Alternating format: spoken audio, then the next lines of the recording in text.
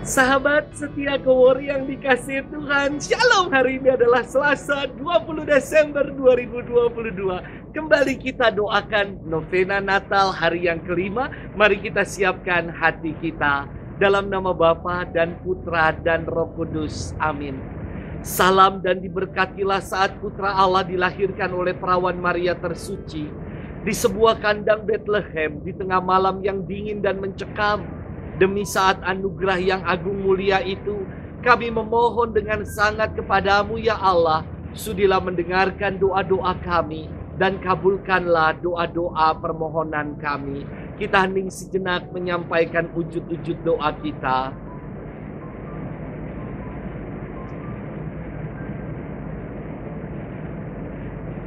Dengan perantaraan Yesus Kristus dan bundanya yang tersuci, amin. Dalam nama Bapa dan Putra dan Roh Kudus, amin. Hari ini kita akan bersama-sama merenungkan firman Tuhan yang diambil dari Injil Lukas 1 ayat 26 sampai dengan 38. Mari kita siapkan hati kita.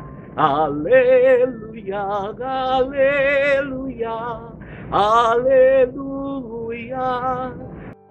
Oh Tuhan, kunci kerajaan Allah, datanglah dan bebaskanlah umat-Mu dari perbudakan. Haleluya, haleluya, haleluya. Tuhan bersamamu dan bersama roh-Mu. Inilah Injil suci menurut Lukas, dimuliakanlah Tuhan. Dalam bulan yang ke-6, Allah mengutus malaikat Gabriel ke sebuah kota di Galilea bernama Nazaret kepada seorang perawan yang bertunangan dengan seorang bernama Yusuf dari keluarga Daud. Nama perawan itu Maria. Ketika masuk ke rumah Maria, malaikat itu berkata, "Salam, hai engkau yang dikaruniai, Tuhan menyertai engkau." Maria terkejut mendengar perkataan itu lalu bertanya di dalam hati, "Apakah arti salam itu?" Kata malaikat itu kepadanya, "Jangan takut hai Maria, sebab engkau beroleh kasih karunia di hadapan Allah.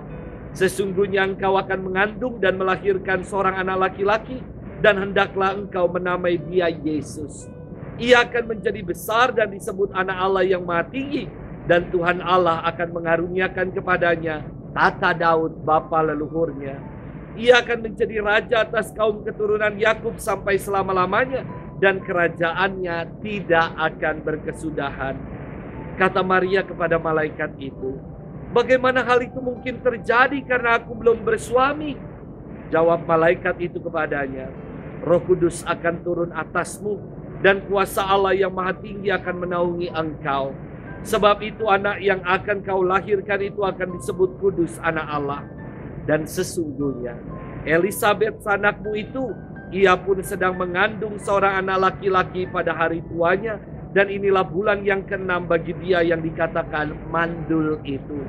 Sebab bagi Allah tidak ada yang mustahil." Maka kata Maria, "Sesungguhnya aku ini hamba Tuhan, terjadilah padaku menurut perkataanmu." Lalu malaikat itu meninggalkan Maria. Demikianlah sabda Tuhan. Terpujilah Kristus. Sahabat setia Kowori yang dikasihi Tuhan, Shalom. Saya kagum sekali dengan Bapak Kardinal kita yang berulang-ulang menjelaskan bahwa beliau lebih senang dipanggil dengan sebutan uskup.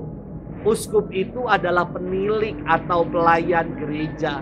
Sedangkan Monsinyur adalah gelar kehormatan yang artinya sama dengan sebutan Tuan yang terhormat. Maka beliau juga agak risih ketika disebut Yang Mulia Bapak Uskup, karena beliau lebih suka disebut Bapak Uskup saja. Kalau kardinal saja demikian, apalah saya ini?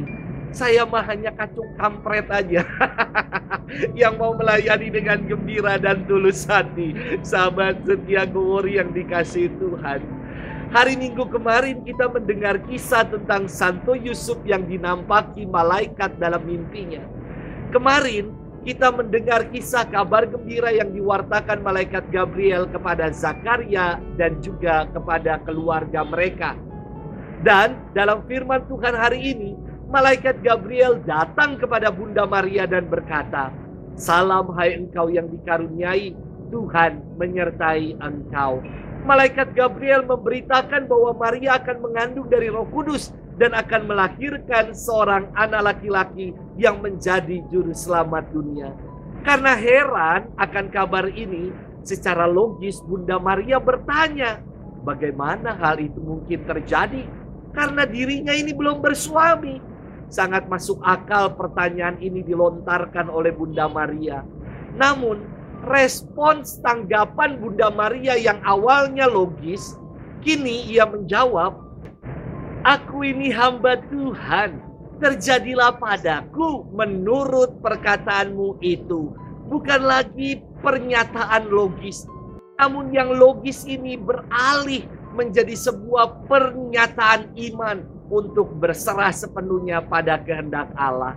Sahabat setia Glory yang dikasihi Tuhan, Bunda Maria dalam hidupnya menanggapi kehendak Allah dengan menjadi hamba Tuhan.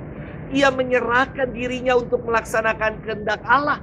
Semoga kita pun meneladan sikap Bunda Maria untuk menjadi hamba-hamba Tuhan yang setia dan sedia melaksanakan kehendak Allah. Sudahkah kita menjadi pribadi yang demikian? Selamat bermenung dan Tuhan memberkati kita selalu. Dalam nama Bapa dan Putra dan Roh Kudus. Amin.